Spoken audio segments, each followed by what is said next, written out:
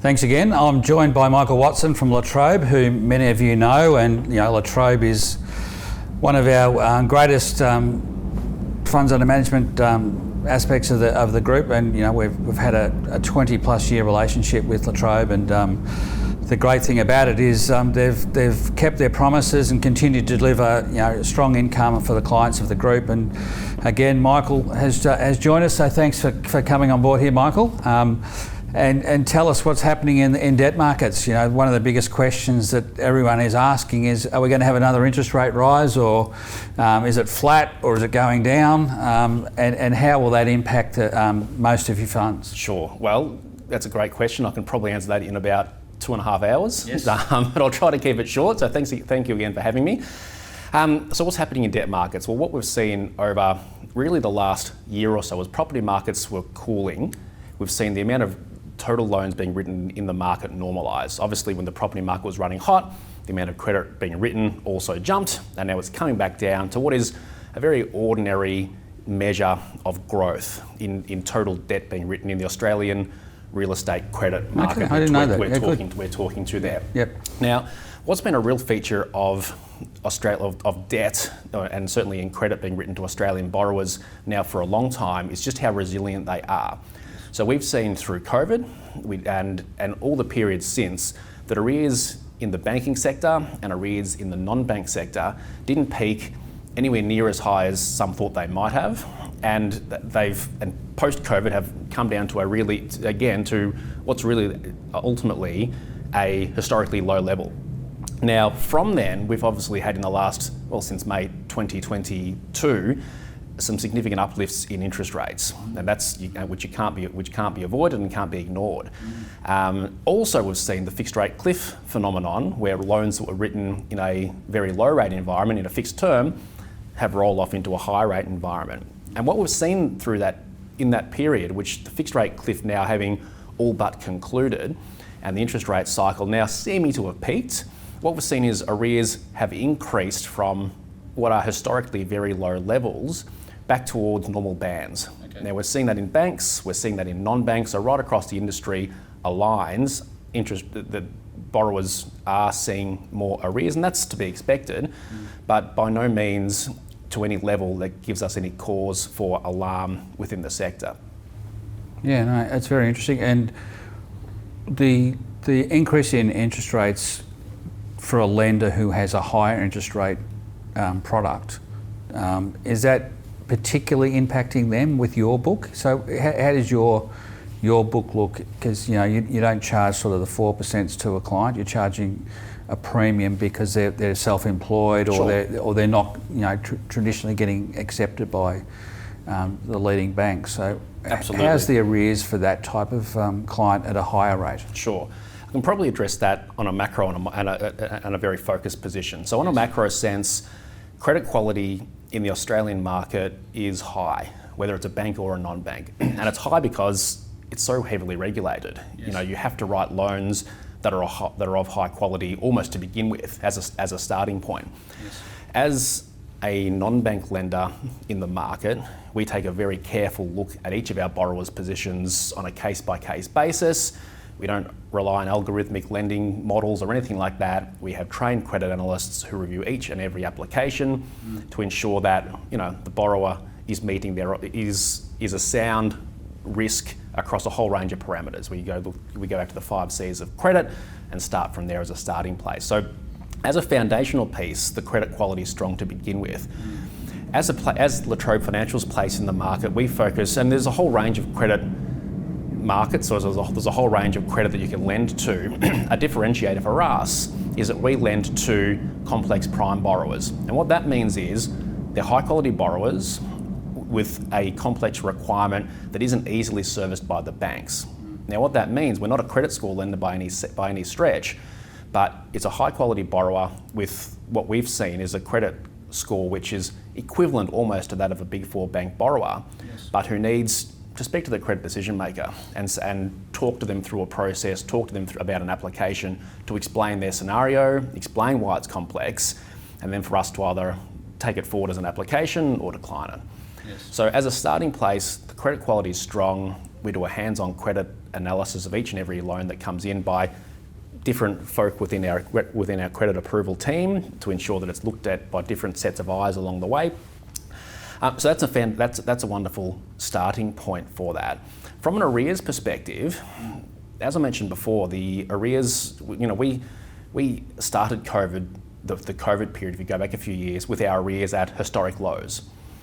The COVID period hit, our arrears didn't hit anywhere near as high as we thought they may have, and have come back significantly since.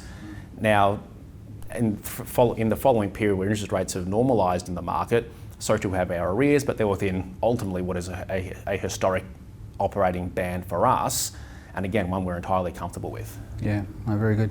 And you launched you got lots of products, but you launched a product in private credit markets in the US with Morgan Stanley. How's that played out, and what sort of returns are being generated from that particular? Yeah, fantastic. So you're right. So last year, we've been looking to bring new product to market for a long time, and late last year, in December last year, we were very excited to launch the Trobe US Private Credit Trust, which was a wholesale offering initially, investing, as you guessed it, into the US middle market private credit. So that's a sector of the market that we feel has enormous tailwinds behind it to deliver income for investors.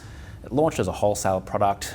We're looking at the moment, in fact right now we are wrapping a PDS around it, launching it as a retail unit class, TMDs and everything that goes with that. Yes. The target yield for the product that we're bringing to market for the retail class, or the Class B units, will be targeting an annualised yield of 8.5% per annum across the cycle, also on an annualised basis. Yes. We're hitting our yield goals to begin with. Since the product launched in December through to now, we've been exceeding that, which is good for the wholesale class, which is obviously a different target again, but drawing on that same pool of assets. And Morgan Stanley continues to be the partner, is that right, or have I got that wrong? Absolutely. No, you're 100% right. So one of the big challenges with our asset class in particular, or any asset class, is finding an origination partner. Yes. So we made the decision, if we're going to do it with the best, and we've partnered with Morgan Stanley. So Morgan Stanley over in the US have essentially the greatest origination footprint in the US middle market for originating these kinds of loans, these kinds of loans in the marketplace. So we know that we've got a wonderful asset origination partner in Morgan Stanley who can deliver us a very targeted, pure play investment into US sponsor-backed direct loans in that middle market space. Yeah, it appears to me, and I might be wrong, but the US market is, there's a lot of product coming out of the US market in private credit that's paying very high rates, but it appears to me, because you're partnering with Morgan Stanley and you've got a target rate of 8.5%, your risk metrics probably a lot lower than some of the products would be coming out. Yeah, that's right. And look, we have a very narrow credit parameter for this. We don't want to be, because we have the power of Morgan Stanley as the asset originator, we don't have to create a portfolio which is investing into a whole manner of financial instruments. We know whether we can match our investments with originated assets on the other side. So that's a really wonderful starting point. But also, if you think about Trobe Financial, and in your preamble you talked about the income and the low volatility nature of our products over many years. Amazing. So for us, we want to replicate that kind of an experience for our investors and our advisors, so that this is just such a natural adjacency for a Trobe Financial product to bring to market, is one that, at 8.5%, it's an appropriate yield for a risk and return consideration. You can go into the asset class absolutely and get returns that have got a double-digit handle to them. Yes. But to do that, we feel that it's taking a significant step up in the risk curve when, is that necessarily what the investors want? So we're delivering a product which has got really tightly controlled asset origination and profile there, which we think is appropriate. Yes. And one which we are very comfortable with its capacity to deliver that target yield for investors across the cycle, with a lower volatility in terms of income, a lower volatility in terms of the capital profile as well. Yeah, one of the I haven't looked at this for quite some time, but a lot of people going into the pooled investment, and that sort of sit and forget type investors. You also have the peer-to-peer products, or the sort of the one-off opportunities. Yes. You used to release those sort of once a month or once a week or something. That's right. How does that work? That's for wholesale investors, is it? No, well, or both? Yeah, for both. So just to unpick what you just said, we have our 12-month term account, which is a product which had its inception back in 2002. It's a pooled investment vehicle. It's presently over $8 billion in assets under management. So it's got a really strong track record of performance right across the cycle. And nearly all residential? No, so it's a portfolio of residential and non-residential assets. So the loans that are in that are, across the cycle, say 55% to 60% residentially secured. Yes. Then with a targeted spread into other sectors, so commercial and light industrial, vacant land and some development finance, which give it that wonderful yield appreciation. Pushing the alpha, yeah. That's right, Yeah. exactly right. So there's the 12-month term account, and you'll find that on the Interprac and Sequoia approved product lists as well. On all the platforms? Absolutely. Yep. So in addition to that, we have our peer-to-peer product called our Select Investment Account, and that allows individual investors or advisors to select individual loans or individual loan investments to deploy funds into. And you can invest as little as $1,000 or as much as you'd like to into individual loan opportunities or investment opportunities, which we place on our website on a weekly basis. I think it's Wednesday at 2 p.m. we refresh the list, and we put across that a range of loans which have a range of different parameters. So that you might find some residentially secured loans, some commercial loans, some loans that are diversified across Australia. So you can look into you can filter by state, by yield, by type, and so on, and select individual assets that suit a return profile and duration profile that suit a whole range of investor appetites. Yeah, and what's the sort of size of the loans in total? Is there some where someone could take 50% of the pool, or? Yeah, absolutely. So in the Select Investment Account, we make available. So we make available to investors a portion of a loan. Maybe it's the whole amount, maybe it's a portion of it, and the investor can choose to take as much or as little as that opportunity as they'd like to. So the minimum investment's $1,000. The maximum is the amount which is available on the shopping list ultimately for investment. And what tends to be the differential in return between sort of the 12-month account, which is pooled and it's got everything, to a selected loan, which you're obviously going to have different risk profiles for each one? Absolutely. Absolutely. But what's the range of the select return expectations or aspirations? Yeah, well, by comparison, so the 12-month term account as at this month, is paying its investors 6.75% per annum. It's a monthly variable rate. And advised investors can also look to get a rebate at 50 basis points. So they're getting around 7.25% total right now. That's including all the fees and... That's right, that's net of all fees. Yeah, net of all fees. If you look to the Select Investment Account and jump onto our website now and have a look at it, you'll see opportunities there that begin at around a similar sort of return, that sort of low to mid sevens. That's typically going to be a residentially secured loan. If you look into a commercially secured loan or perhaps a development finance transaction, you might find a return profile which starts with an 8 or potentially a 9 there as well. Yes, and why don't all of them go into the pool? Why do you have different buckets? Absolutely. Well, we preach diversification at all levels in our business. So we like to have a whole range of investors. So we have a whole range of different investor cohorts coming to us. We have diversification across our financial advisors with a large number of financial advisors using us across the industry. When it comes to building out portfolios, also really heavily diversified. So we like residential loans and commercial and to have that whole gamut covered, and likewise geographically. And for us, building out portfolios, it's no different. It makes sense for us to have, if we just chucked all of our assets into one pool, well then we have, one pool only, and if there's ever an event or something, it gives us less liquidity optionality by having just one pool of assets. We know that investors also like to have different opportunities as well, and some investors like the nature of the 12-month term account, which is that annual rolling investment that they can invest and monitor but don't have to do much. It's a passive style of investment account for an investor. On the other hand, we know that some investors actually quite like the opportunity to invest into individual assets, take their own role as an active fund manager ultimately, by them selecting the assets and them watching it and them reviewing the weekly shopping list on our website and selecting a pool, their own little pool, if you like, a sub pool of individual mortgage assets that suit their investment appetite. Yeah, no, it's good. A lot of the advisors like equities in our group. Yes. And there was some talk, I don't know, maybe a few years ago, that La Trobe could potentially have a listed vehicle of some kind, listed investment company loan book. Is there any further talk about any of those things, about having an equity traded product? Yeah, you're quite right. So we are almost at all points in time looking at what might be next for Trobe Financial with our business, with our investments, with our loan products, right across the board. We thought very long and hard about bringing a listed vehicle to the market a few years ago, and we had discussions about it in this very office, if I'm not mistaken. Yes. The market for LITs and LICs ultimately was one which cooled. We still have the capacity to go down that path should we choose, should the market reopen.